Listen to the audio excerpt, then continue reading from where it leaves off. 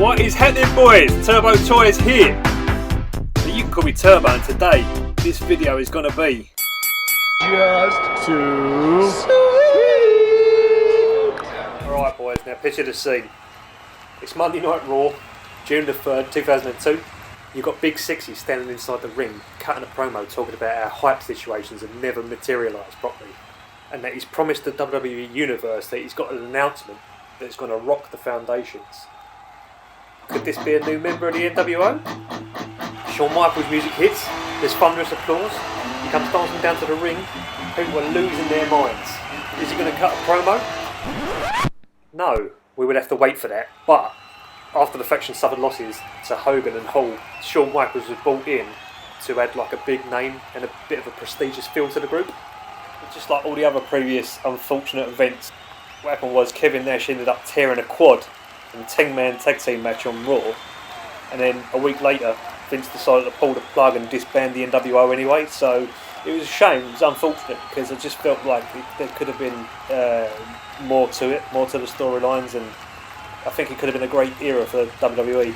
But saying that, you'll never beat the original nWo from WCW, because not only did that put eyes on the company, but it just put eyes in wrestling in general. It's like one of the biggest things in wrestling today. But regardless, nonetheless, the occasion marked for a great opportunity to make this custom. So what do? Obviously the main feature that stands out in this custom is the head scan. The scan I used it's been featured on the ringside collectible, the HBK flashback figure, and of course this one was I casted this off the battle pack that come with Diesel. Honestly, I just think it's such a good likeness, a great representation of Shawn, and it's just my preferred choice. Like, it's the first one I go to if I'm going to do a Shawn Michaels custom. Also, like on his debut appearance, he was wearing that backwards flat cap, and I kind of want to make that part of the figure. I also wanted to try and capture how his hair looked coming out of the cap. Aside from the head scan, I used the standard Mattel t-shirt mould. Pretty sure it might have been from a Seth from the Shield. Also used an nWo decal that I created and applied that.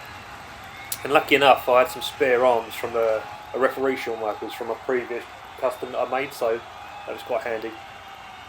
And then I finished it off with the jeans mould that I believe was from like a Dean Ambrose. So I painted them black and then added like the faded wear effect. Then Bob's Your Uncle, a 2002 nWo HBK. Now, Shawn has said on the JR podcast that he actually did ask Vince for his release, like saying to him, like, you know, let me go, like, I'm miserable here, I want to be with my buddies, let me go.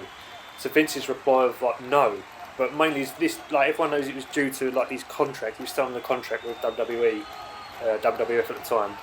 But imagine if he did go, like, it'd be crazy to think what might have been. Which brings us onto this custom, and this is of a fantasy attire based on if he would have made the switch over to WCW. So this custom was done in a tournament I was in as part of a challenge.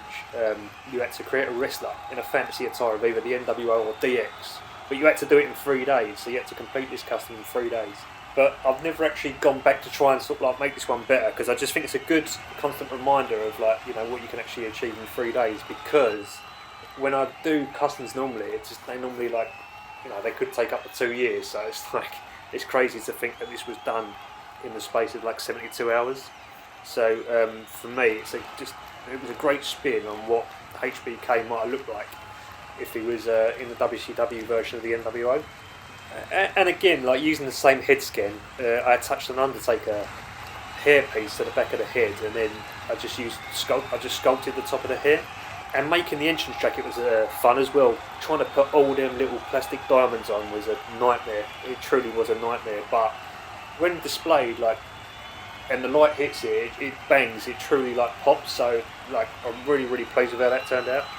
And then also you see that I just designed the nWo inside the heartbreak on top of the zebra print, and then that completes the look.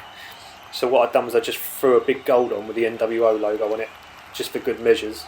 But in all honesty, like, for 3 days, I don't think that's normally too bad, considering, like I said, it normally takes me 3 years, so I'm happy with that, my boys!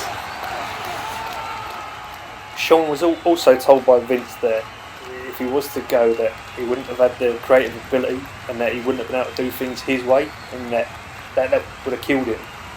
And then Shawn revealed that it probably would have affected both him and his legacy.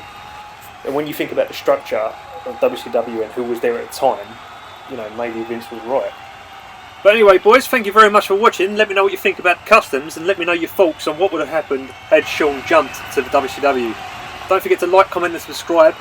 And don't forget to follow me on Instagram at Turbo Toys. And until my next video, boys, I will see ya when I see ya.